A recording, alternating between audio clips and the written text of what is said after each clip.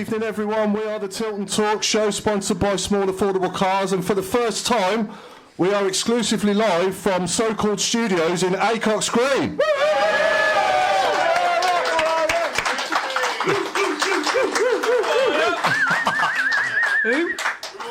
I'm joined on stage by Craig Courtney. Good evening, everyone. Well, yeah. Claire Giblin. Good evening. Mr. Road Mark Adams. Hello, everyone. Chris Brown. Hey. And on Zoom, Mark Meredith. Evening all. And the chairman, Alan Watton. Good evening, everybody. So Blues, We should call ourselves the Magnificent Seven now. the Magnificent Seven, absolutely, yeah. So a defeat in Suffolk on Saturday, Claire, and not a bad performance overall, but just a bit sloppy for their goals, weren't we? I thought we were awful. I'm Did not you? going Really, to lie. I generally thought we weren't good enough. We were looked nervous about the whole game. No problem, just answer the phone during it. I generally thought that we looked nervous with playing against them. I think that we've just won 2 games on the bounce, and I just thought that we couldn't pass the ball at all. I think Miyoshi had his worst game for us for a long time. When we created, but I didn't think we were great. We scored the goal, which was a brilliant goal. Yeah. By JJ, but their goals were just really sloppy, and I think Sanderson you could tell he'd been out for a few weeks. He wasn't strong enough. But it was a good atmosphere. I think, we could have got something from it, but we move on to Saturday, really. Yeah. I think we're lacking that leader on the field for me, I think, and I've said before, my first target in the summer would be someone like Conor Cody from Leicester. Obviously they're going up. He's not getting in their team in the Championship, and I think he'd be perfect for us if he came to us. He wouldn't have to relocate, and he's a leader on the field, and he did it for Wolves, and he's playing for England a few years ago, so he's only 31, is he? 31, 32? Yeah, I think we missed Bilic big time. Yeah. I was very shocked about the subs as well. I don't think the subs were really odd to take off 2 centre midfielders, with Sunjic on, then we went in a 3. And we just looked a bit disorientated, and Dembele, like everybody was saying, he's very, very lazy. So I think that, he needs to start running back, and Laird had 2 or 3 on him each time, and that's where 2 of their goals came from. Robe? Yeah, pretty much what Claire said. I'm going to the bar now. We've gone back to how we were a few weeks ago. We've just got no leadership at all, and all of a sudden we're back in trouble. I still think we'll stay up. I think the winnable games are to come. But I don't like saying a free hit, but that, Saturday was, well, it's kind of expected, if I'm honest. But having said that, we're in a fight again. And 17th place beckons unless we get this lead, this leader on the pitch, like you mentioned a minute ago. We just haven't got that sort of personality, that sort of character. No, and it's telling now at the wrong part of the season. So yeah. Let's get the chairman's thoughts. Where are you, mate? Can't see you now. Hello. Is he in a cupboard? He's there. Don't worry. Can nobody see my ugly mug? Yeah, we can see now. We got you now. Yeah, got there. Okay. Well, I a bit more positive than Claire. I thought we did well to battle through the real hasting we took for 25 minutes.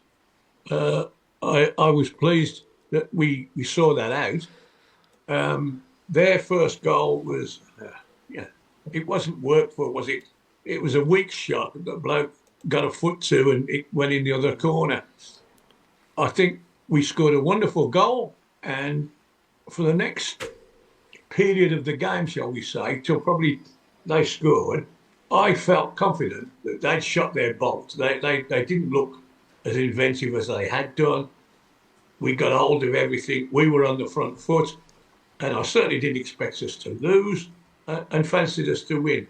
But then it's very difficult to criticise the substitutions, because 2 weeks previously we've made that change and it's worked wonderfully. But this time it didn't. And Dembele particularly, I wouldn't say he was lazy. I thought he was comatose. The bloke running past him for the goal, what was he thinking? And suddenly we find us behind and we suddenly lost that look of, well, we're going to get something out of this. We just didn't look like getting anything out of it after that, and we finished up with we was taking 2 defenders off. We were virtually one at the back by then, and of course they scored easily, which was a bit disappointing. You know, if we'd have stayed at 2-1, we could have been saying, well, we were a bit of luck, but that was awful. That was shocking.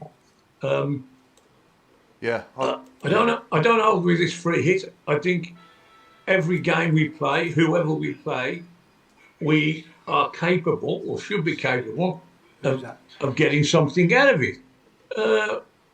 You know, Ipswich are the top of the.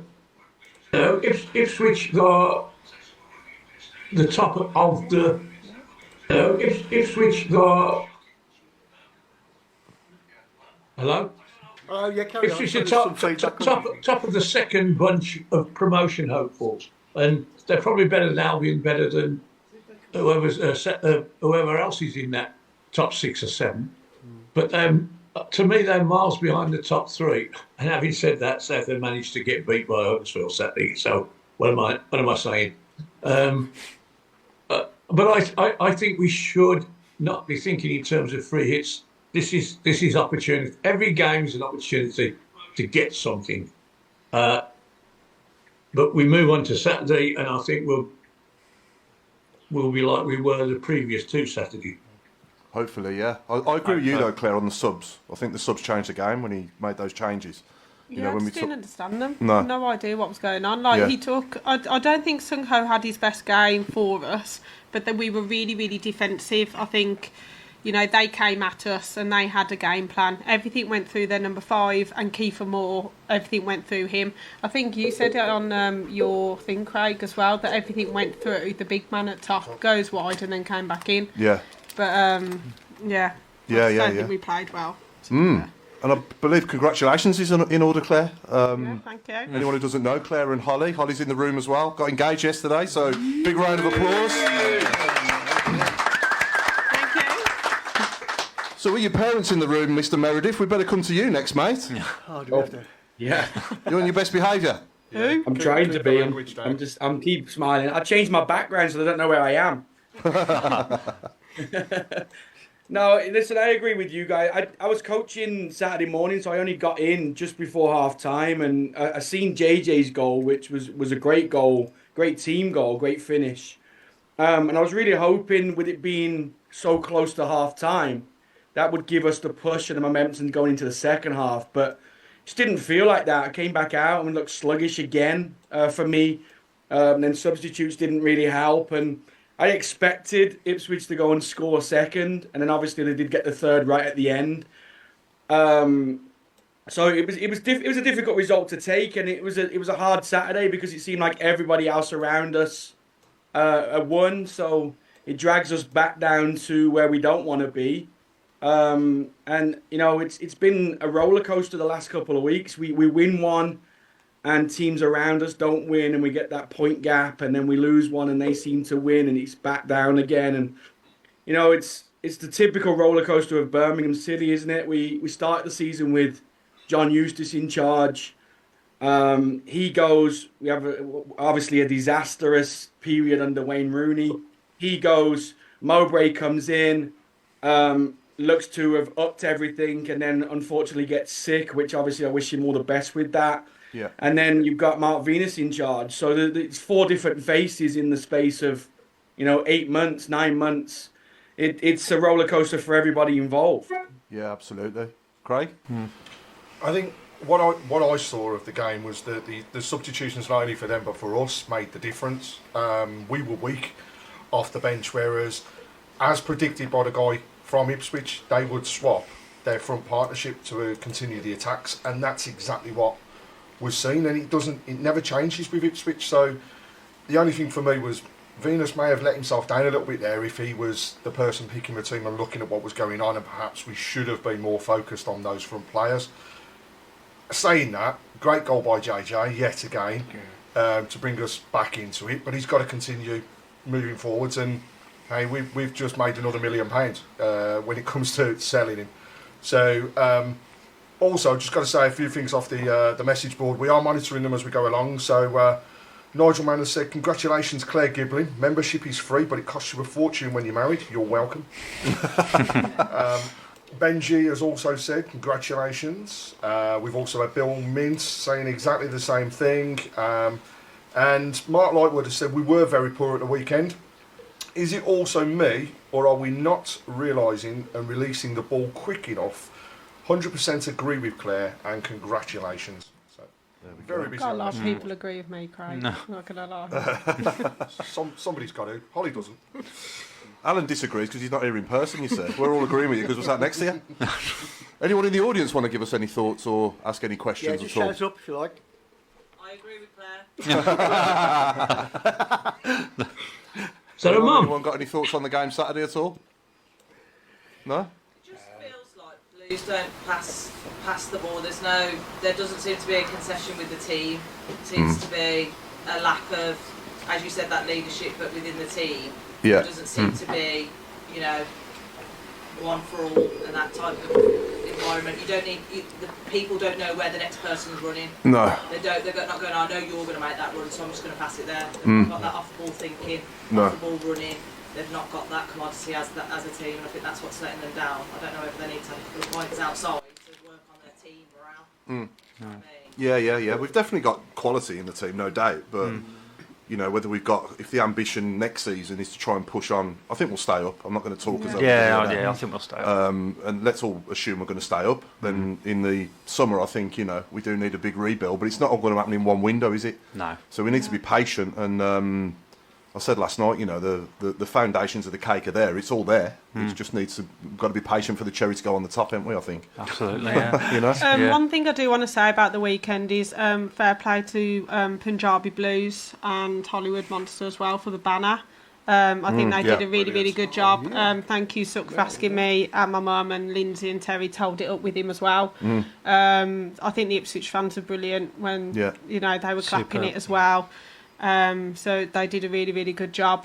Yeah, that was good to see as well. Yeah, and at Middlesbrough as well, they had a good tribute to Tony. Quite a few there clubs as well. have had a tribute, so yeah. Yeah, let's hope we see him back on the touchline in 6 weeks rather than... I think we missed him. Absolutely, we are going to miss him. And I think, the players have now got to play for him. I think it's worse fear, to be honest. Do you think, yeah? Yeah, I think if you've got so many clubs saying get well soon, I think they... people are going to know more than they're going to let on. I just think that, we need to get used to it. But I think the players are a bit shell-shocked on Saturday and they were looking for somebody. So hopefully, we've got to beat all those round us now. Yeah, definitely.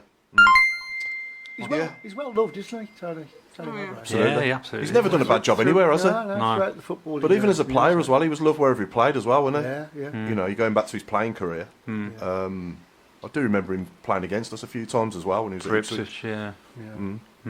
What's bugging me is all the people asking, what's wrong with him? I don't know.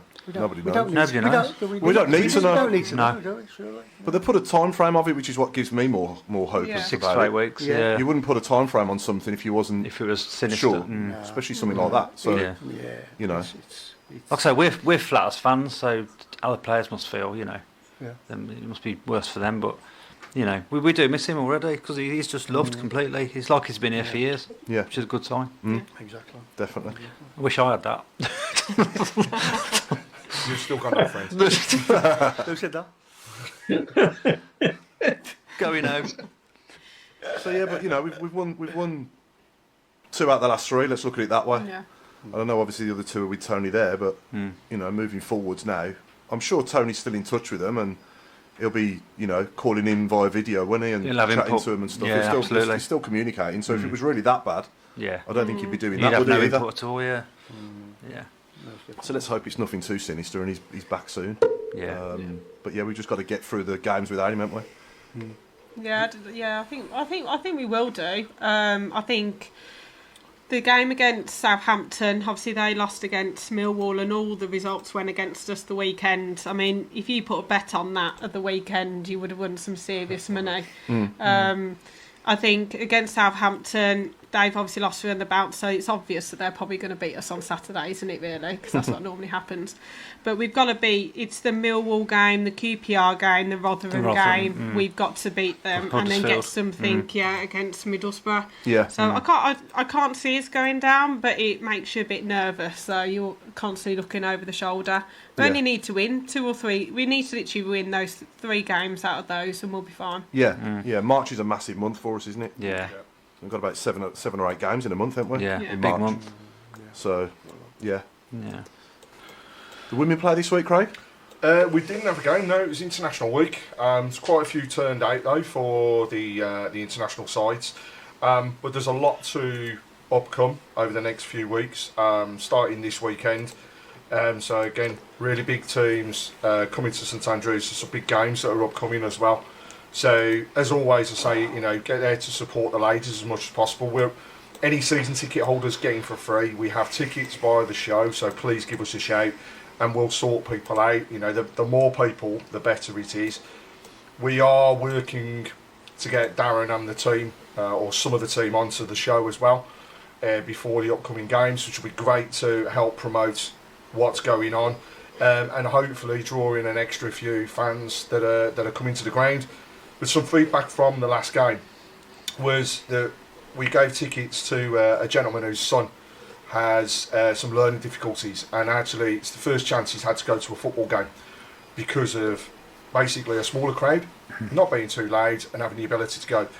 He's gone, thoroughly enjoyed it, stayed afterwards, met the players, had his photograph, signed a few things, and now all he keeps on asking is, when are we going back? So this is the thing that we want everybody to do, is come along, support the ladies.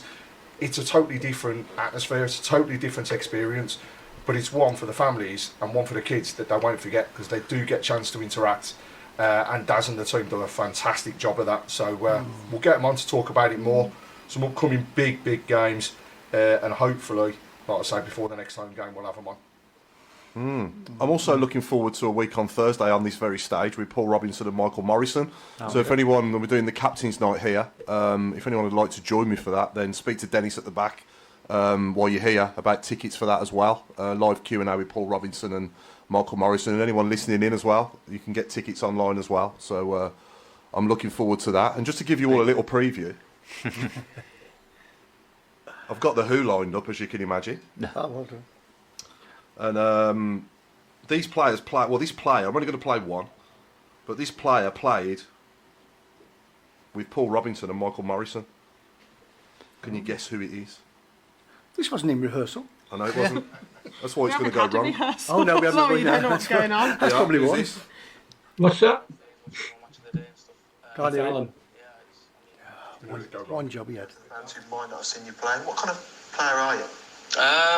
I like to be attacking minded. I like to get forward a lot, take players on, and score goals, really. Ooh. Any ideas? Shout up if you know. Pennant. Jay Adams. Nope, not Pennant. He didn't play with Morrow or I Robbo. don't know. Is Mark just said Shay Adams. Who said that? Has he got it? He's too good at this. You're bad. Sorry, Paul. That's all right, mate. You was right there anyway. Yeah, thank you. And that's the end of that one then. This is what happens with her thinking, oh, everyone's going to get involved, and then he just pipes up, and then that's it. He's like a machine, isn't he? Yeah. He couldn't have even Googled that. Nah. Yeah, cheers, Mark. Everyone's gone to the bar now. I know, yeah. I was hoping that was going to kill 10 minutes, Mark. You should have queued me in. I know, yeah. Nigel Mann says, who would we be going to sign in the summer, and who's going, think? Half the team's leaving, aren't they? I think so, I yeah. think there'll be a lot going. Which good. Some of them, I'll drive them to wherever their next destination's going to go. I think the likes of, I mean, would we keep Dukey for another season? I know Would you? Who showed that? No. Would you keep him in a coaching capacity? No? No, let him move on. Yeah. Yeah, I think if he wants to play regularly, he needs to, but I'd definitely love to see him back at the Blues in some sort of capacity in the future, though, because he's been a legend, hasn't he? But, well, could be a striker coach, could be a manager, who knows? He's definitely got the right credentials to be a manager, I think. Who would you buy instead, then? Who would you get instead? So who would you swap him? Yeah. That's right. Because by all accounts, there will be money to spend. Yeah. But that's the thing, we've said it on the show, haven't we? A lot of people think we've got millions and millions to spend, but it's not going to be like that, is it? We'll spend well, but we're not going to spend millions, are we? Well, the thing is, we can only work to FFP regulations, can't we? Yeah. Which limits to what we can spend. So we're not going to go out and do a forest and spend trillions. No. But yeah. Well, other players' contracts up. Mark Roberts. Anyone keep Mark Roberts? Well, I reckon you got at least 100,000 a week just on wages freed up. Yeah. So. If they all go. And the rest of it, do you know what I mean? Do you think they'll all go, Claire? Do you think any of them will stay? Some of them, I hope not, but I think. Anyone you want to stay? I think Ruddy would be good to stay as like a backup. Yeah. But I would definitely buy, or even go in for either the Wigan goalkeeper or the Sheffield Wednesday one.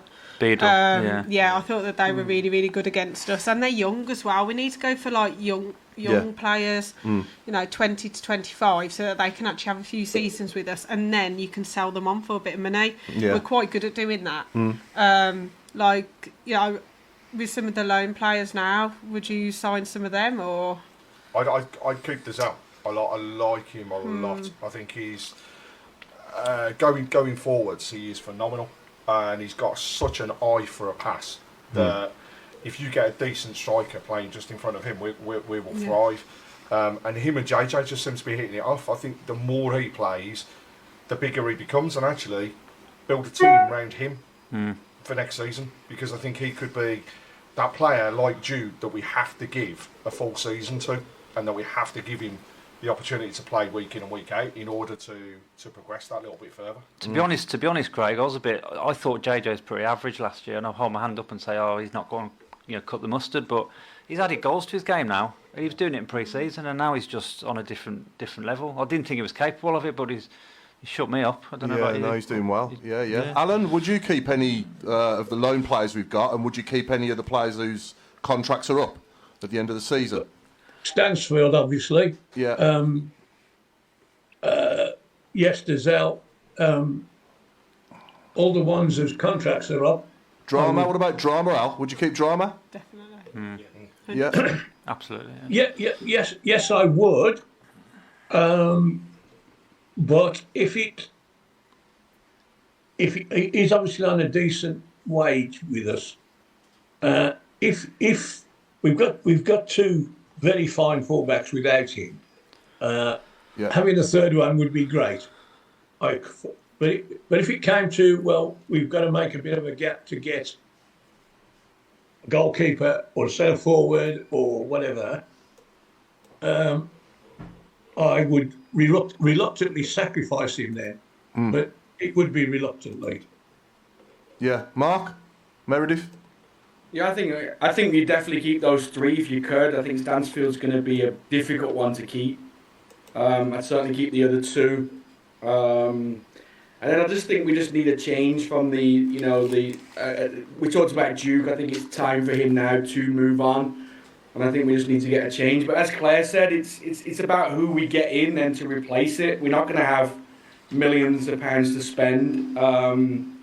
So it's the same with Sonny. Sonny's had a great season. Now, obviously, we haven't seen him for a couple of weeks. But again, if you can get rid of him and get him off the wage bill, it may open up a little bit more of getting one or two players in that position as well. Yeah. So it's hard. It's going to be a tough job for Mowbray this year to come back in and really have a look at it and think to himself that it's almost probably 7 or 8 new players, really.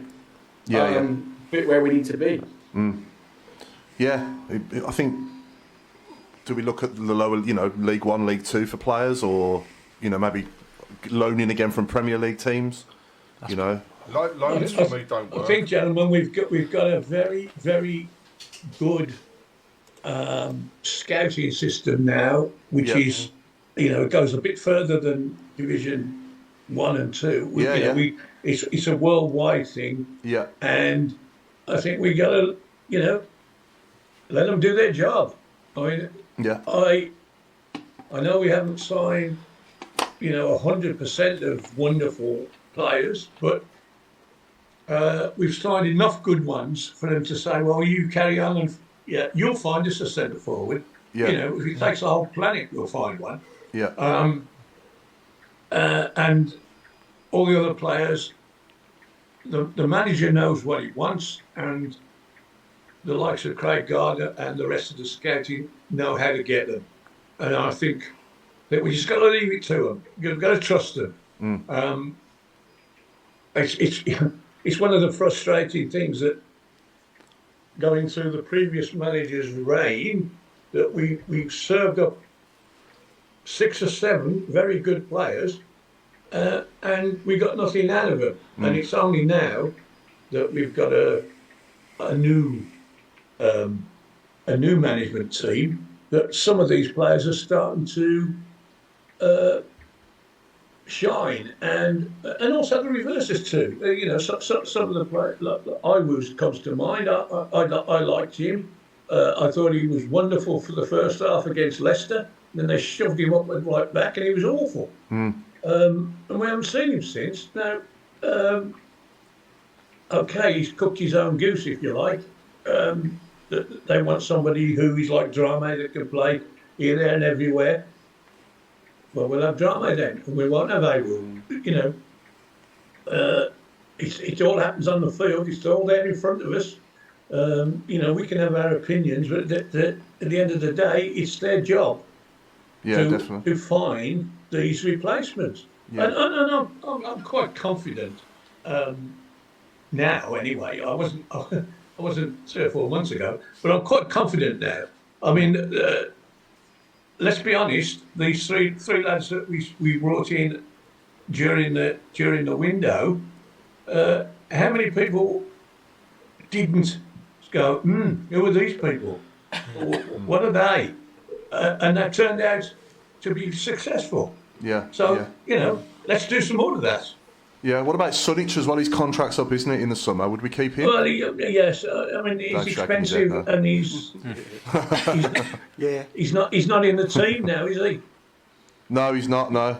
He's not a first choice anymore. So we want somebody who is.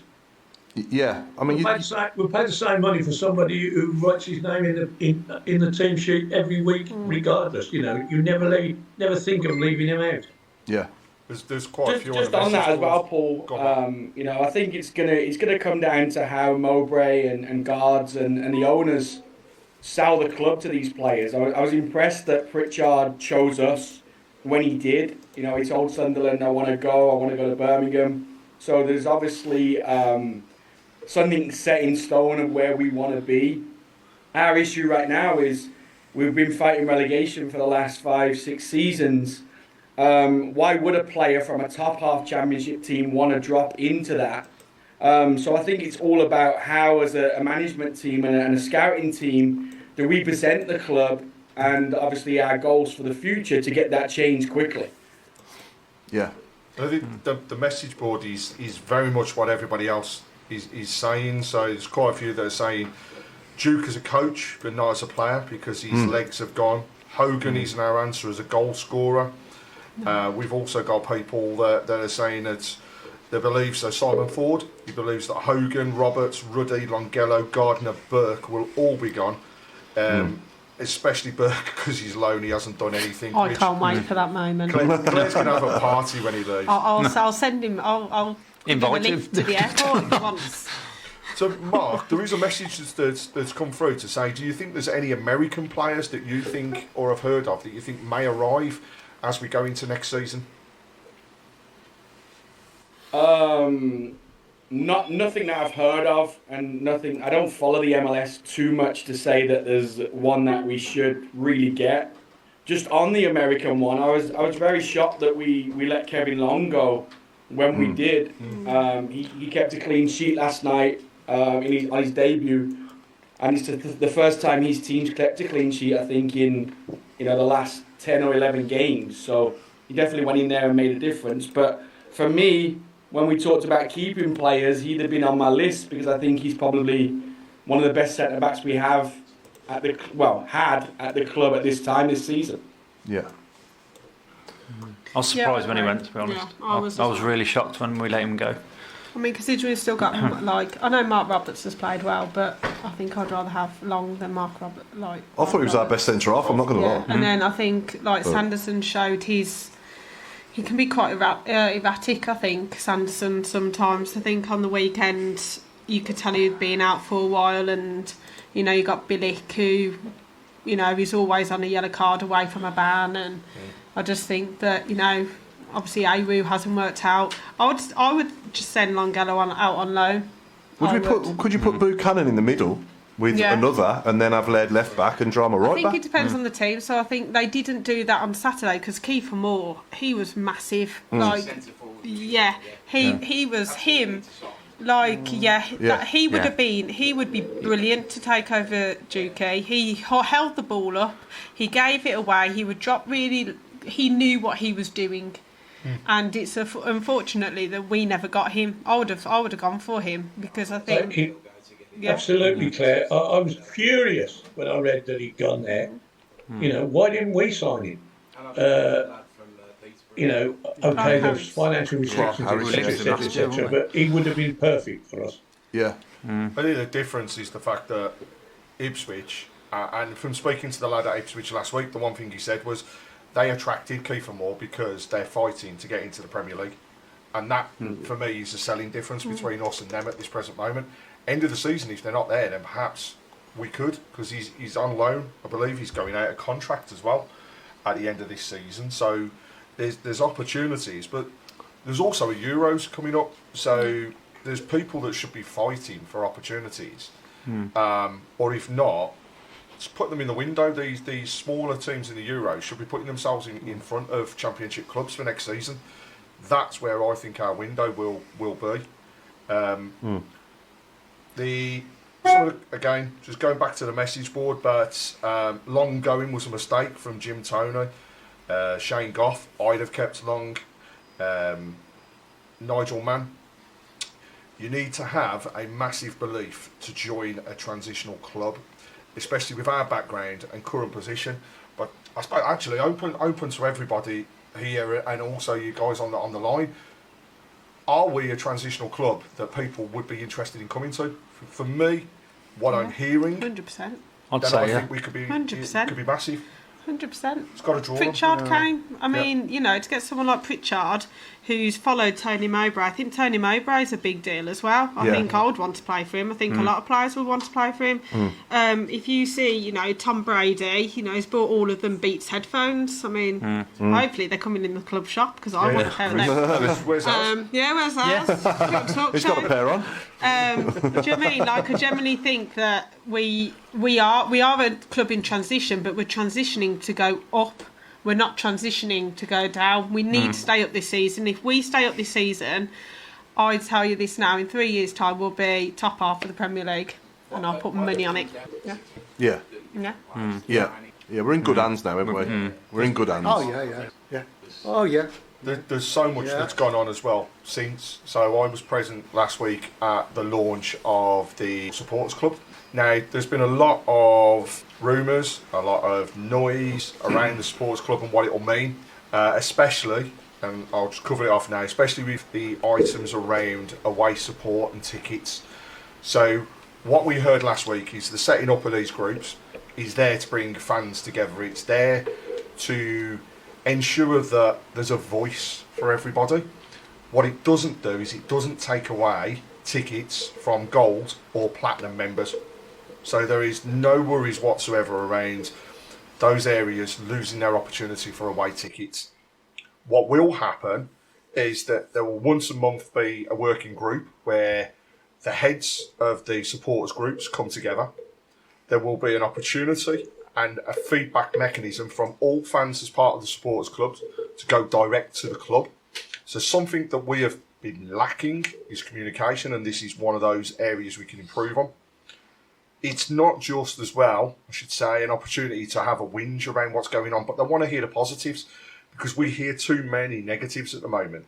But actually, there's loads going on. So Dave's just mentioned about the changes to the ground and what's happened in 6 months. You know, we were told that there are plans for further changes as we get into the closed season and starting of next. The official supporters club are across the board. They're not just local, they're across the world. So when I was present, we had people from Nigeria. We had the Dubai Blues on the phone. we had New Zealand, we had South Africa, Australia had 2 groups. So across the world, Smethwick, yeah, you know, not those ones. Miles away. It's gone mad. Terrible. But the aim is to replicate, and for those people that have seen it, or if not, have a look at how Manchester City, Man United, and Liverpool set up their supporters groups, because that's what they want to replicate. And in fact, the model that's being followed is in line with all of those. Those teams have also, in their sports groups, have offered to support to help build Blues One out. So we're going to have a lot of involvement. I'll say it out now, right? Bit of a plug, but Solihull Blues, I'm heading that up, and I'm going to be looking for people to support and join the group. But that's not just going to be a case of just being part of a sports group. It's about being able to get to games. We will have tickets that we can actually give out to people for good causes. We will have competitions. We will have fundraising galore. Yes, before people ask, there will be a fee. But that fee actually is going into the club. So for every £5 that's put in as part of the membership fee the club are asking, £3 of that is going into the community. So it's building the community forum and trust out even further. Is it £5 a year? £5 a year, yeah. There's also the case with this that we will have the opportunities to have players join different groups, to also attend things like fundraising sessions. Get Laird in the Solihull group. Yeah, why not? That's my request. And it's also, it's going to branch out massively. It's going to start off small, but they really do see this taking off. And the passion that was there on that night with everybody that attended was huge. So I think there's a real drive to help take this forward. So, you know, look out for more. And if anybody's interested in any of the sports groups, reach out. You'll see the names of people on the message boards. The club will be launching an official website where you'll be able to get more details. And it's an opportunity, like I say, to have a say. So please give us a shout. Tell you what, I would absolutely love to be sat in my seat in the Cup, and the opposition fans are singing to us. Where were you when you were rubbish? We all know the next Not word. very good. I would love to hear the opposition fans singing that to us. Yeah. We can all say we were all sat here, but wouldn't it be nice to hear that though from the opposition fans, knowing that we've actually become that good, Wouldn't it be for them to sing that to us? Yeah. I think we've still got a long way to go. Of course we have. I think, you know, we've got to get out of the 17th, 18th relegation rot at the moment. Yeah. I mean, we need to be mid-table next season and then go for it, I think, or just be on like the cusp of it. I think if you go too quick too soon, it can hinder as well. Like you see with Burnley. Burnley absolutely wiped the floor with everybody last season, and look where they are now. I know. So it's got to be a work in progress. Yeah, definitely. Like Luton as well, isn't it? But Luton are doing better than Burnley, and they, Yeah, that's you true. know, it shows looking like if you yeah. build a team and build a squad, and then add people in as you go and get better gradually, then all of a sudden you'll do well. You know, like the Wolves, for example, they went back to League One. All of a sudden they've built a team and an ethos and everything else. And look where they are now, mid-table, solid. Coventry as well, yeah. Brentford's another one. Yeah. We took their best 3 players 5 years ago.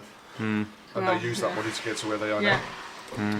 I think JJ's money, I think we will sell JJ in the summer. I think he needs to have a really good Euros for us. And if he has a good Euro, scores a couple of goals, we could be talking 15, 20, I think. Hopefully, then that can help. That might, you know, be the same as the Jude money and really push us on. Yeah, we'll see. Well, I think the future's definitely bright. It's a good time to be a Blues fan, isn't it now? Yeah, I Thank do. God, eventually. We all deserve it as well. Let's hope it's not a full score. Kim Upton, I've seen your message and leave that with me. I will get that passed on because that's the type of feedback that people want to see. On feedback, there was also the groups that people asked to be applying for. So Claire, I know you have received an email today, so do you want to update everybody on what's going on that front? So I went for the men's matchday experience, so I'm in that group. And then Craig. I have the support of the ladies, so you're going to hear a lot more from me as far as the ladies' game's concerned and the promotion, but we're part of working groups that will get together to go through those as well. So again, feedback is key. It's about what the fans want. So let us know and we can take those forwards into the groups. I've got to say a big well done as well to Chris and Dennis for putting this on tonight as well. So a big round of applause for that as Can well. I just say it was all me? It was all you. Yeah. He did all much. I heard He you made were some just tea. listening He made to the tea. songs. I thought I heard you were singing all morning rather than putting things together. Oh, you and Cry. You and Cry, yeah. Is it as been easy there for you drinking sitting there since doing 9 this a.m., here as right? it is in your house? Oh yeah, just as easy really. Just you know kicking what I away mean? there. someone's They doing would just that. ignore me and don't buy me coffee or Just missing your bucket here, though, ain't you? yeah. Yeah. For those that want to know, he's got a towel under his seat instead. Yeah.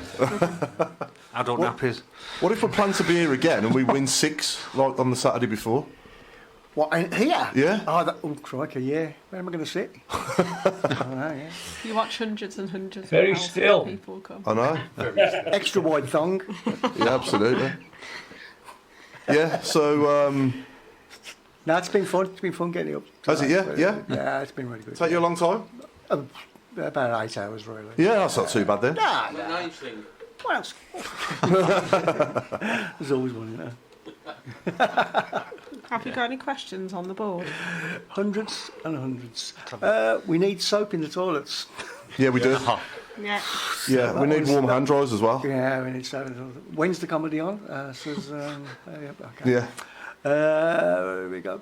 Burnley were in the Prem for a few years, came down, went straight back up. So don't say they are not good enough. Says Paul Tute.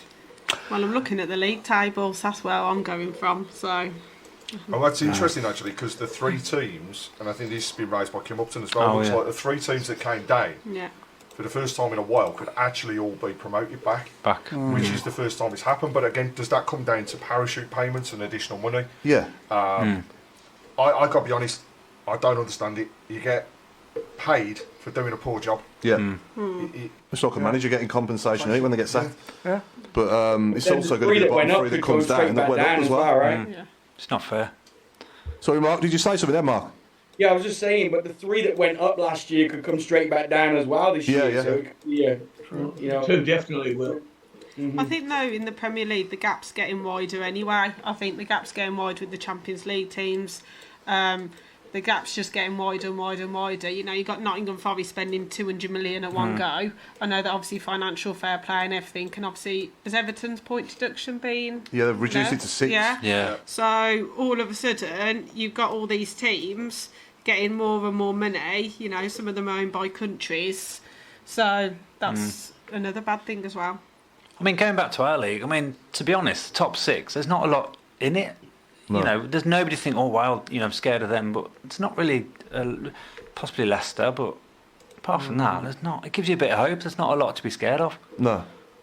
It's the hope that kills you. If I had a friend, I I'd just say want to that. know if my dad bought a beer tonight. No. No, I think he's on the shandy.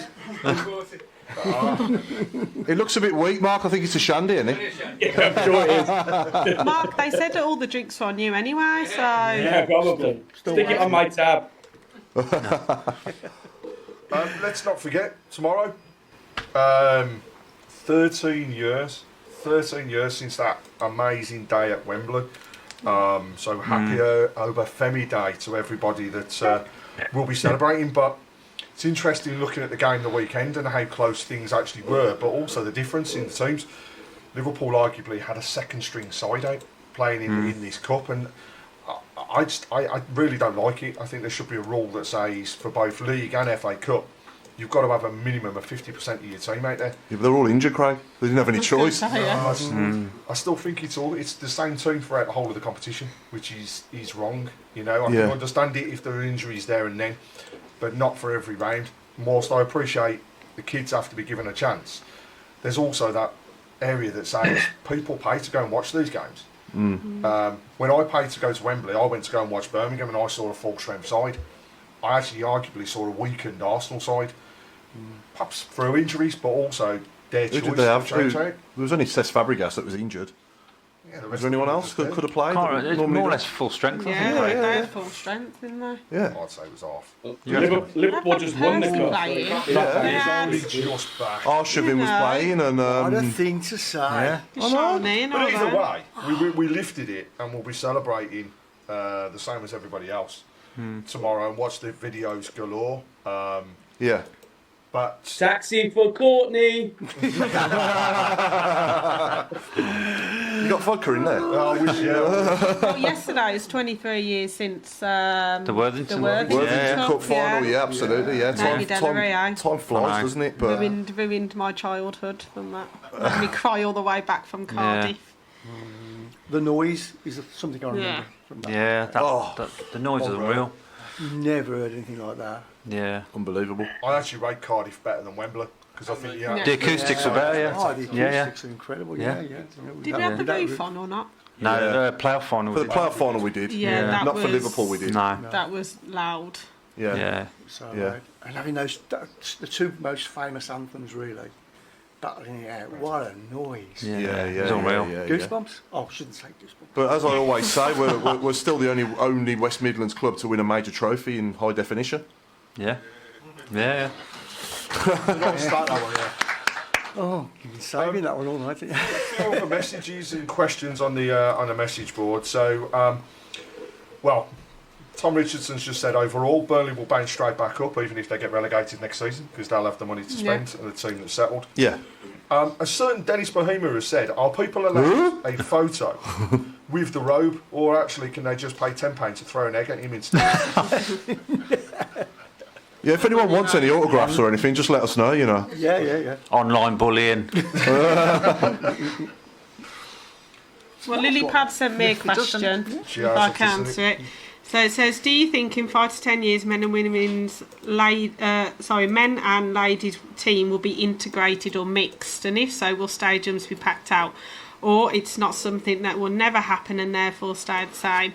Personally, I don't think it will ever happen. No, me neither. No, I wouldn't want it to happen. I think that the two games are totally separate. Yeah.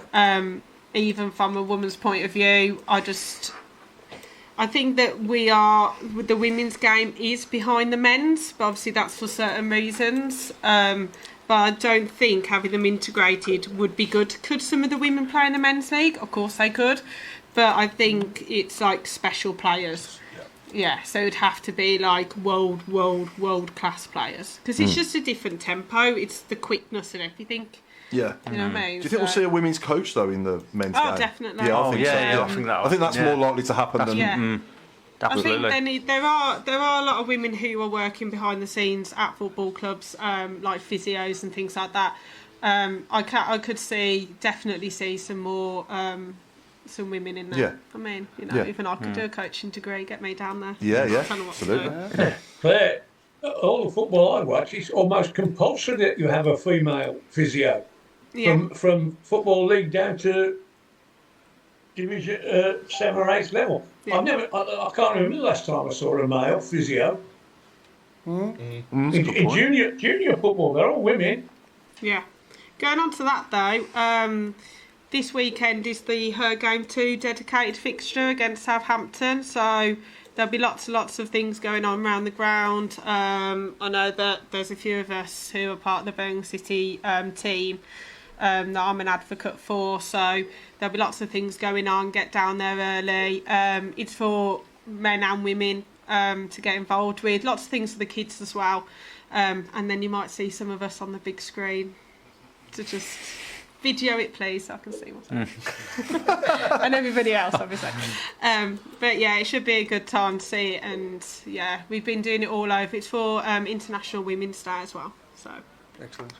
What are people's thoughts on what it was like outside the stadium at the last home game? So there was a little bit of a mini fan zone that had been put together by the club.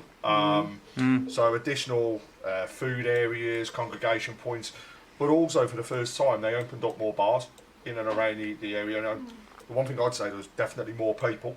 There's more of a buzz. Joining in. Yeah. Definitely more of a buzz. But what are people's thoughts on that? And across the message board as well for those that saw it. I thought it was great. Yeah, I think it was good. It's good to see Simon Sturridge back as well, I must say. Yeah, it was. Have the guests got a bit better, or is it just me? Lately, over the last few home games. I can't ever hear them, so I don't know. They definitely need to sort the tannoy out. 'Cause in the Tilton, I've got no idea what's going on. Yeah, that's been delivered. PA system and new screens Got to be. It's got to be done. The edicts in the Tilton, they're talking to them, and we're going, yeah. Can't hear Everyone else is anything. going, yeah, this is a really good guess, and we're like, who? But no, I managed to get down to the bar where he was with Tom Ross before the game, and Oh, did you? it was Did you chat to him? No, he was on the stage. Oh, yeah. He didn't say hello, Paul, or anything. You know what I mean? Don't worry, you could have got a shirt there, Come on. It was rammed. The bar downstairs was rammed, but I went down to see my mate, and he came on the stage at pretty much the same time with Tom Ross, and just reminisced about his time with us, because he's a blues legend, isn't he, Simon Sturridge? Yeah, it's iconic. He was a cracking little player, wasn't he? It was nice to see the ground full. Oh, yeah. I think it was really good. I mean, the top of the Tilton was a bit rammed, though, to be honest. Like all the bars, you couldn't move. But obviously, I think where you're going from the Tilton, so we're going to get food, and then as everybody's coming back up, it's like you can't move. So hopefully they can do something about that. But it was just nice to see it full. You know, they should do it more often as a season ticket holder. I'd love to see it Saturday. I'd love to see it on Saturday, but don't think we will. Do you think they could come up with anything for the rest of the season? Like, you know, even if they charge like £10 a game on a season ticket or something, just a mini season ticket to get the place full again. I mean, the last few games make it, you know, £15, £20 for an adult and £5 for a kid, and you'll fill the stadium. My youngest and my eldest, they've never seen St Andrews full. No, same with my daughter. Yeah. And you've got to think about yourselves, 7-8 seasons since we've seen a stadium that full. Yeah. So some of these fans that we want to draw in now need to be seeing that and experiencing that atmosphere more. And when they do, they will come back for more. But we've got to keep it going. Do we think we'd have beat Sunderland if the stadium wasn't sold out? No. I don't think we would have. No. I think that it was like like when you have like the cop at the Liverpool, he like sucks the ball in. Yeah. When the Tilton, I mean the limbs in the Tilton were it was great. second to none. Yeah. And it was like we were sucking the ball in. Yeah. And it was back to the old days when I was younger, you know, sitting in the cop, and the noise level was just brilliant, you know, getting the flag out and you know, some of, like you said, Craig, like some people have never seen it like that ever. No, my daughter's another one. Actually, we need to, I'd rather as a season ticket holder go, actually it's full. And, you know, give them away to schools. Even if they're in the Gil Merrick Cup or Gil Merrick, just give them away. Them in there. Just get it sorted. Ian Clayton said the stadium full felt again like the Premier League days. Yeah, it did. It really did. I mean, you know, just to bring that to life as well, the top half of the stadium, right, that was allocated out by the club. So they would go into groups of families, groups of kids and areas that they want to encourage down to St Andrews. That again came out as part of the official supporters group. This is what they want to do. They see St Andrews as a family place. They don't see it as a place that it wants to be empty. You know, they want families down there. They want to see the kids coming back. Without the kids, we have no future. No. So they want to encourage those age groups down. The one other thing I should say is they're looking already at season ticket prices for next season. So I think this could be the first time that we hear about season ticket prices before the season's actually ended. I mean, it'll just be unknown. It's been a long time. It'd be nice to know where we're going. Well, I've heard we're not going to America this season. Pre-season, yeah.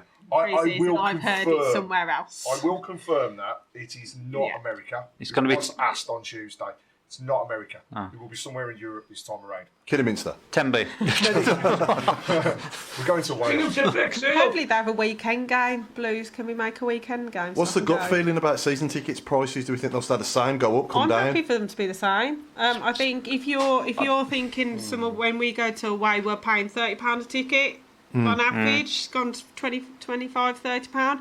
If I'm paying £17 for a season ticket, I'm happy with that. Yeah, season tickets are good value, aren't they? Yeah, and I think it was a really good thing for getting platinum and gold, £10 to give to friends and family as well. I think that's a great incentive. You know, I think all the away members should be able to get £10 tickets because you're going to fill it. My only thought is they could go up because they want to sort of spend money on the team. And obviously they've got to be getting it coming in from somewhere, the money. But I think they've got to be careful with season ticket prices. Yeah.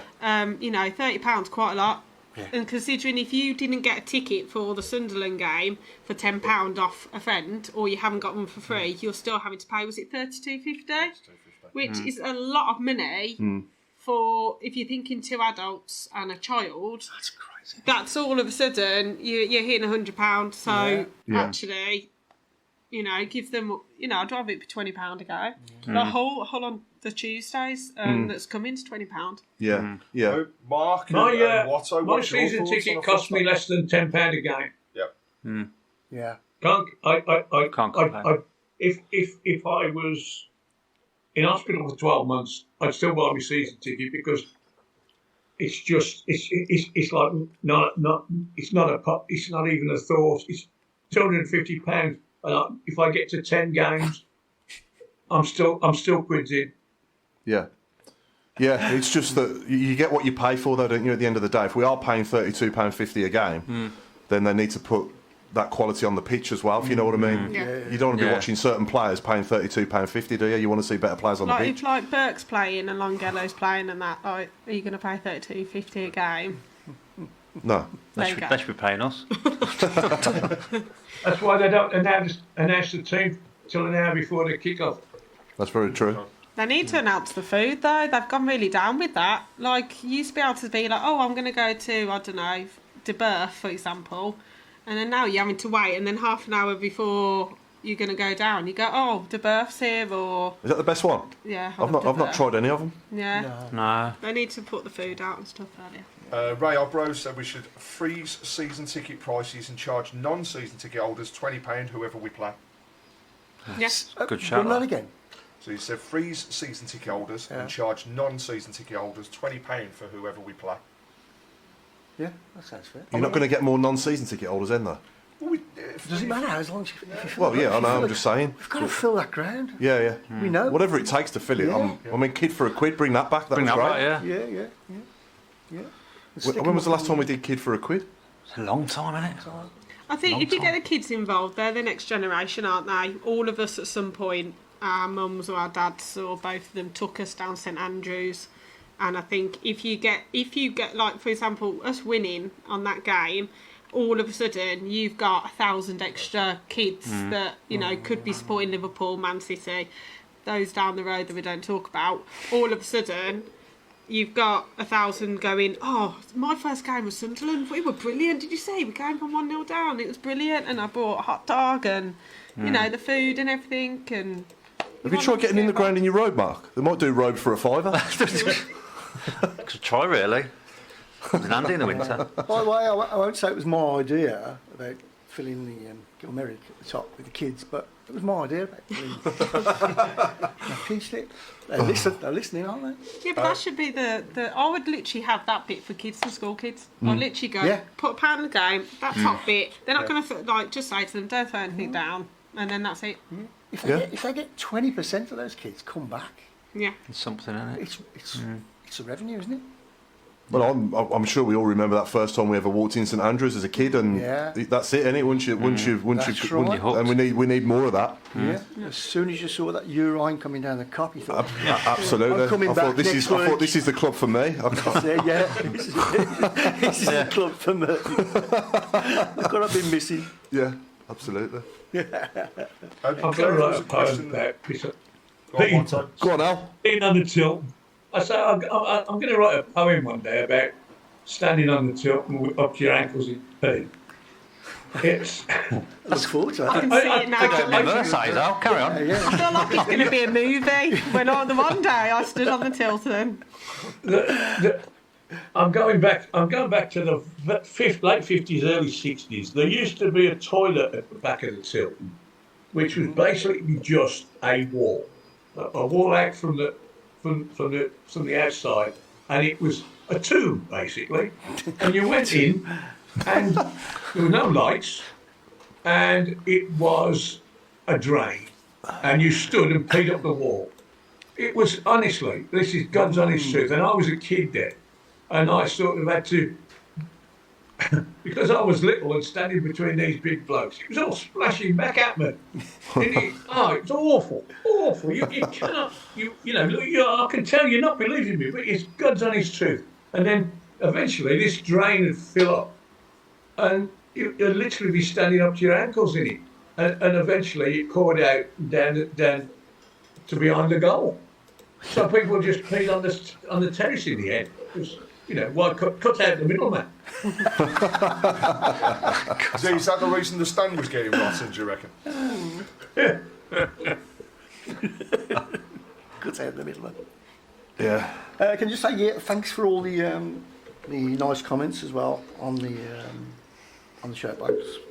Yeah, I totally agree. It's definitely my head, Nigel Mann, that's affecting the screen behind. It's reflecting off the bald spot. And well done to the person who keeps going in the toilet and putting that hand dryer on as well. Cheers, thanks. I blame Dennis. I first went down, age 7, says Kim Upton. My dad never paid for me till I was 15. Always lifted me over the turnstiles. I still have my first season ticket book. I think it cost 10 shillings for the season. 10 shillings. That's in new money. That's 50p. Wow. One childhood memory I have was Nottingham Forest in the FA Cup. I think it was 88. 88. Yeah, I was there as a kid. Nearly got crushed. But Yeah. I was like, my dad had to pick me up and take me out. Like, took ages to get out. Yeah, I know. He's kicking off all over the place. Yeah. Great show, great format tonight. Keep right on, and whoever's got that phone, switch it off. Cut corner by Tilton Underground toilets, complete with weeds growing through the walls, says Paul Hanson. Them were the days. Great location, chaps, and well done for organising and putting it on. No problem. Fantastic. Cheers, everybody. I think, Chris, there's been a couple of messages that I know you attended Monday on behalf of Tilton Talk up at St Andrews for Lorraine's send-off. Yes, and David's one of the main organisers there. Massive, huge thank you to you and all of the group. Absolutely. Because it was superb what we all saw at St Andrews, and it's that's the Blues family coming together again. Yeah. I think she had a brilliant send-off. Lots of people at St Andrews, and afterwards, I think it was a party. I'm looking at Dave at the back now, and he's nodding his head to say, do you want to say, Gave her a good Irish send-off, so. Okay. I love the videos. I loved all the dancing Nice and videos, everything. wasn't It was great. They had a special, Jimmy did a full. Excellent. Round of applause for that.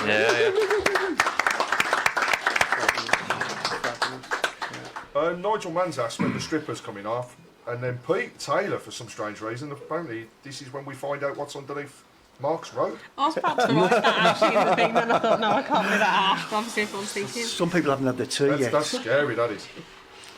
Very true. I'm sat next to him, help. It's all above board. What fabric conditioner is that, by the way? It does smell really nice, actually. It does, yeah. You've washed it? Yeah. It's going on. Special occasion. Special occasion, isn't it? He's been carrying that round all day. I have actually at work. Did you wear it at work as well? No. I just carried it around. But it's got me a few friends. I'm happy. So would we pick the same team on Saturday, or would you change it?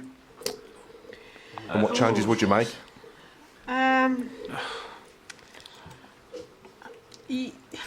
think you could start with the same team. I think that obviously Saturday, I think it was a shock factor of how good Ipswich actually were. I think that they came out and just went at us. I think we were quite defensive as well. The thing with JJ is it's showing that I think Mowbray's seeing through Dembele. He takes so many touches on the ball. He doesn't pass it quick enough.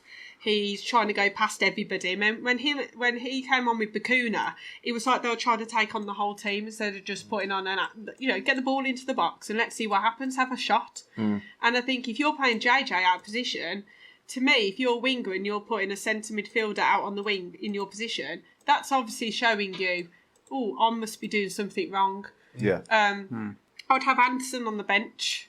Yeah. Personally, I think we needed him as well. I think I would start it. I just think we had an off day. Hopefully, being at home and everything else, we can hopefully get a draw. That would be my main aim for the weekend.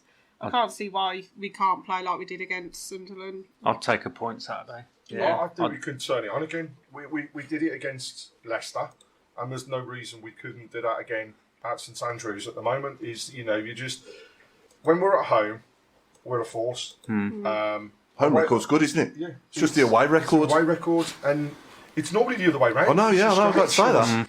No, away's never been. We haven't been very good away for ages.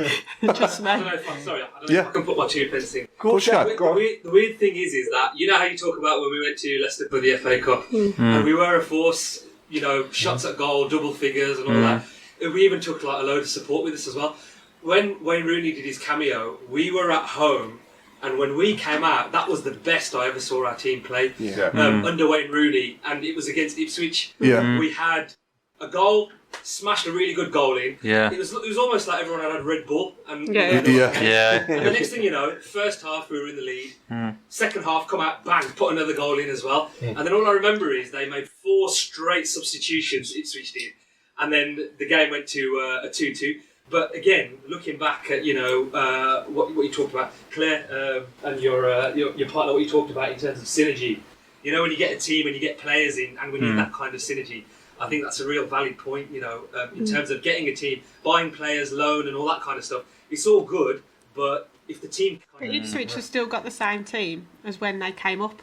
They've only added few, and they've followed that same pattern. Absolutely. So 2 or 3 years down the line, if we're still playing like, you know, Mowbray wants to play, which is a level up, imagine what we're going to be like if you've had the same people for 2 or 3. I can't remember the last time we've actually really had a solid in first 11, because every time we play, we've got somebody in and out, and especially at the back. Our back 4, I don't think, have we had the same back 4 for 2 or 3 games? I don't think we have in a row, and that's the difference, I think. No, definitely. And the other thing as well is, like, we looked at a lot of players coming, going, and on loan and all that. But one player that kind of stood out for me that I noticed was, and someone who was willing to put in the work rate as well, was Ramel Donovan. I thought him, in terms of his work rate, he's a young lad. But when you watch him play, it doesn't even matter if someone's taller than him, he'll still kind of go for that ball if it's an aerial ball or whatever. But the effort that he puts in, if he had a little bit more of that there. And also, like, whippersnappers, Jay Stansfield, I think is fantastic for us. Sometimes I feel like he's on his own, he's doing all the runs. He's done a lot of work. A bit like the previous season when Hannibal used to, he'd run all day long. He just wasn't getting anything. He hasn't had the service for a few games, and you can tell that, like, he's wanting to be on the ball. And when we were watching it, he kept going over to Ashley Cole, and Ashley Cole was basically saying, stay in the middle. That's where we want you, in the middle. And you could see him, and then like you'd see Cole shouting at him, and he was like, here. And we were all like, yeah, he's telling you to stand in that one place, because he goes out on the wing, and as soon as he goes on the wing, there's no one in the middle. I think the weekend was crying out for get Jukovic up top and put Jay on one side, maybe Dembele on the other, or somebody else, and then feed off like they were doing, actually counteract what they're doing with us. Because they just carved straight through us in the middle. He scored for the under-21s, didn't he, Ramel Donovan? And I rate him. I saw that they're top of their league at the moment, aren't they? He's someone that will run for the badge, I think. He's been through the academy. Again, I think he needs to bulk up a little bit. I think Dembele needs to bulk up a bit. I think a lot of our team, if you compare, if you stood our team next to Ipswich were mountains. They were big, they were strong, all of them were. And I think that some of ours, we've got lots of flair. Is it the same as what Mowbray was saying? We've got too many artists and not enough soldiers. You know, get down the gym, guys. Come on. You talking to us? Whoever's listening, right? I'm just rambling on. Mr. Meredith, as a coach, what would you change if you had the opportunity at the moment? And just thinking about the way the team has been over the past couple of weeks, what's the difference between what we saw at home against Sunderland and what we saw down at Ipswich? What did or didn't gel? I thought we struggled at the back to start with at Ipswich. I thought bringing Sanderson back in was from injury. He didn't feel like he was ready. And to be fair, Bellick had got injured, so that was a change that had to happen. But I think I would bring Bellick back in definitely Saturday if he's fit. Pritchard would be another one if he's fit to bring him in. It's difficult. I talked about it earlier on in the show, and it sounds a little crazy, but you know it's different voices all the time that the players are having, and you know the Mowbray effect at Sunderland with the full house at home, and you always expect to be better at home, I think, than you are away, just because you have that backing, and we certainly had a massive backing at Sunderland, and as we said, I think the second half performance kicking against the Tilton was going back to the old years that of the Premier League and stuff, and we went out to Ipswich, and Claire said it 100% correct from me is that they came out at us quick and we didn't handle that. It was the occasion, I think, and then obviously a new voice in the dugout. And people will say, Venus has worked with these guys now for a couple of weeks, months, but it's different when you've got a new leader. As a coach, you want to be around your players all the time. You build relationships with them. They build relationships with you, etc. And that's been broken again, unfortunately. So, in regards to changing the team, I don't think we have massive amounts to change right now in regards to what we have on the bench. There isn't one there that I would bring in from the start on Saturday, apart from the two, obviously, that I spoke about coming back from injury. But it's just that confidence factor with us. I think we're so up and down with that. And we're always, we're relying as fans as results on other teams all the time every season. But it just seems like we just don't have a consistent run of form for 2 or 3 games anywhere during that period. Yeah, totally agree. So I'm a big fan of Bielik, but I think we spoke on the show. I mean, I don't see him long term at centre. I know he's played there before for us, but I don't see Bielik as solution at centre back. I think he's been doing okay. He's doing all right, but yeah, I know what you mean. We need to go. We haven't got many.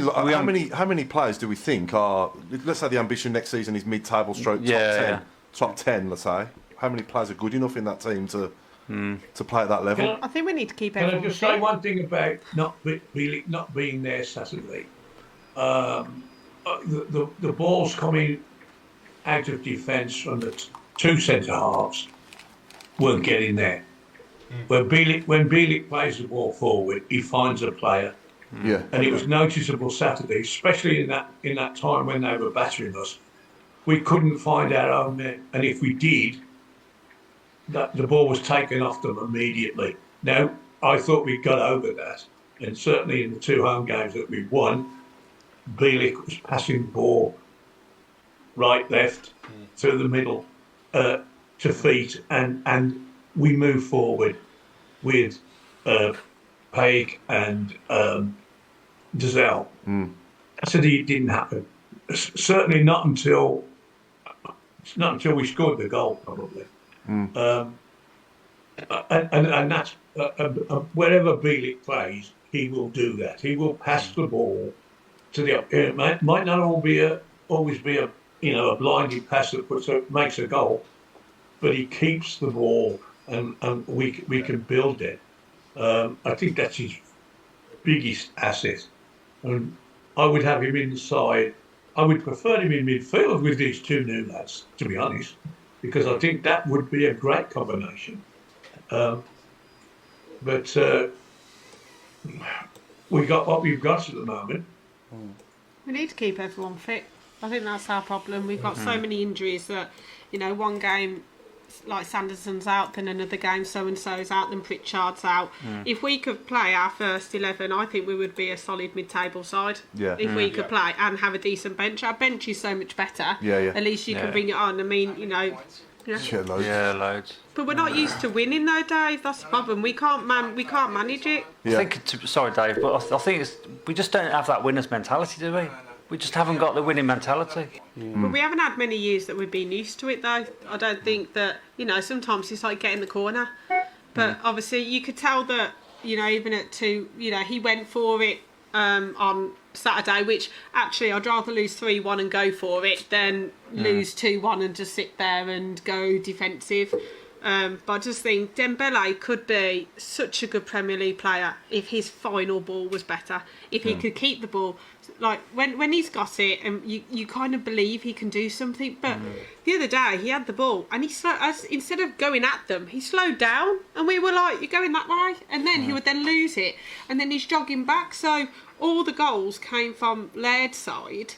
And it was at Laird's fault. Laird at one point had 3 players on him, and Dembele was up the pitch, and we were all like, "Are you going to get back and track back?" And it's just it's so frustrating how well we played, and then all of a sudden we go to Ipswich, which is a nice ground. And I just want to say thank you to those who helped us at the end, because there was a few incidences with stewards. Do we still think that some stewards and police forces have it in for Blues? I think that they do. I mean, I know we've got a reputation away from home, but I mean, what I heard in the obviously, as soon as the third goal went in, we were like, right, it's 92nd minute, we're going to go. So me and my mum were trying to get out, and we then heard that a steward called one of our fans something. Well, if you're going to call... We had a Yeah? 11-year-old lad basically abused. Yeah. And we had a woman by a steward? supervisor Sorry, as by a well. steward? Yeah, it just kicked off, and then the steward said something, so obviously Blues fans retaliate. And thankfully, a couple of the men were trying to get us down the front to try and get out because we couldn't get out the one way. And then half the stewards were sat there at the front row. And I was like, you're going to have thousands of us coming past you now because we can't get up that way because there's an incident. So, What time did you get back? my mate, 8ish, 2.5 hours. That's not bad, actually. Not So too often, bad. yeah. It's quite good It's for good. my Yeah. 14 straight there. M6, A14. People still trying Basically to get that turn, you're there. So, it was decent. What about you, Dave, on the disco bus? Oh, not too bad. That's all right. I think it's worth. Sorry, I think it's worth pointing out about and going back to Craig's point about supporters groups. We've got to get rid of this reputation. People have got to be willing to give us 3,000 and 4,000 tickets, not the 2 and a bit that they give us now. So people like me who can, I go to every away game I can get to, which basically says Sheffield and Rotherham is the farthest north I can get to and get back home in a day. Okay? Now I would go to all them, but I can't because like QPR, I've been to QPR every match for the last 10 years, and I've been in the away supporters once, and that was the day when we had 3,000 people there. We had that fight on the pitch, and the police said, you can only have 2,000 from now on. Yeah. So we go there, and the bottom half of the stand's empty. And I'm thinking, I want to sit there. Why can't I? Why have I got to sit with my mouth shut in the main stand at QPR? Oh, I'll go. It's on Good Friday. I'll go again this year. But this reputation that we've got, whether it's justified or not, has got to end. It's got to end. Our club has got to say, we want 3,000 tickets, right? And then if there's any trouble, we'll take the consequences. But you've got to give us the chance to go there and behave, because, we're a generation past all that rubbish. And I know there's still people there that will always go to, whether there's 2,000 there or 20,000 there. You've always got that. We've got to be allowed to have a reasonable amount of tickets. Now, was there any trouble at Leicester when we had 5,000? No. They wouldn't have sold all their tickets if it hadn't been for us. And it's the same. We'll go to QPR on Good Friday, and there'll be loads and loads of empty seats, and only 2,000 Blues fans there. And you're thinking, well, I can't sit over there. Why can't I sit there? Because it's empty. It doesn't make any sense. Yeah. That was actually raised once I were at the supporters group meeting by numerous parties who all turned around and said that the reputation that we have as a club has gone beyond where it should be, because actually what happened in the late 70s, early 80s isn't what we are now as a club, and the idea is to try and build this reputation. So do like you say, if there's a ground that holds 3,000-4,000 away fans, then we should have 3,000 or 4,000 tickets. There shouldn't be this, we don't want to put people into the bottom tier. So the example that was given was Millwall, right, where reputation is always there between the two clubs, but whenever we play, we only get the top tier. We never have the bottom. But actually, there's these fans that still stay away from each other. So why doesn't this happen? And it's something the club are working with the police about. It's something the clubs are working with the other clubs are about as well, to say, actually, as we embed this and we get more supporters groups and more people coming together, this is what we want the future to be, and this is how we want it to look. Their view is we continue, we build, and over time we will go from having those 2,000 seats to 3,000 seats to 4,000 seats and keep that going. But they raised the valid point as well, which is that's got to be the same at home.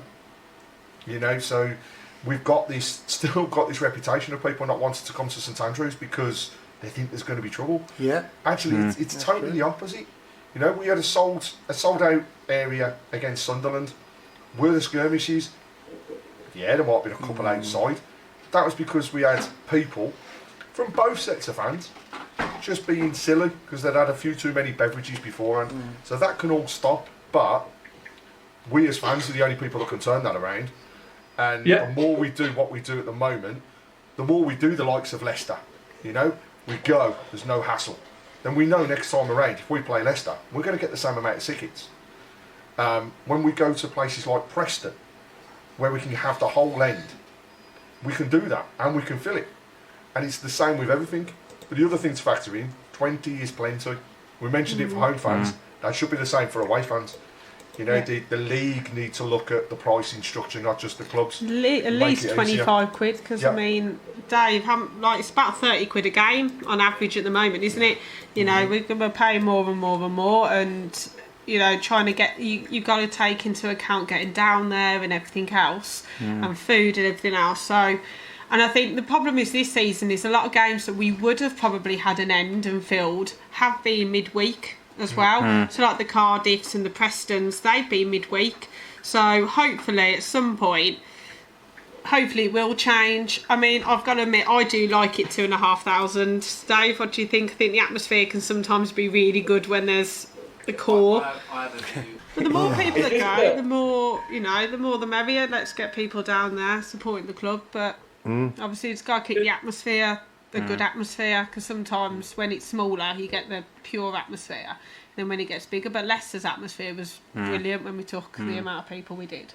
So last few minutes then, predictions. Hey Paul, just going back onto the team a second. I wanted to ask a question to you guys as well. Like I talked about Pritchard being back, hopefully in training this week. Certainly when he gets back, I'd like to see someone like Dukey start there and play like a two up top with Dukey and Stansfield, because I think Pritchard's main thing is his delivery of the ball. What's your thoughts on that as you guys as having like going back to like a basic 4-4-2? I'd love that, Mark, to be honest. Well, mind you, I've seen us win the cup not playing 4-4-2, but in general, like over the years going, for me, we've always played 4-4-2 when we've done decent. I mean, the last time was Gary Monk, wasn't it? Yeah, that season. Say Dukey and Shea. Who would you drop though? That's the thing at the moment. Who are you going to drop to go 4-4-2? You'd have to sacrifice one of the midfielders for Pritchard, wouldn't you? Either Dizal or Paik. Then you've got your JJ there, and you've got JJ as well. Yeah, tough one, isn't it? I think Pritchard will be a big player for us. I think. Yeah, I think playing wingers and having Djukovic up front, and then having Stansfield playing off him could end up like it was when Che was at the club, because that was part of their key, was the fact that they knew how to play off each other. So you always had Dukey winning a ball, Che running in behind. There's no reason Stansfield couldn't do that as well. So I like 4-4-2.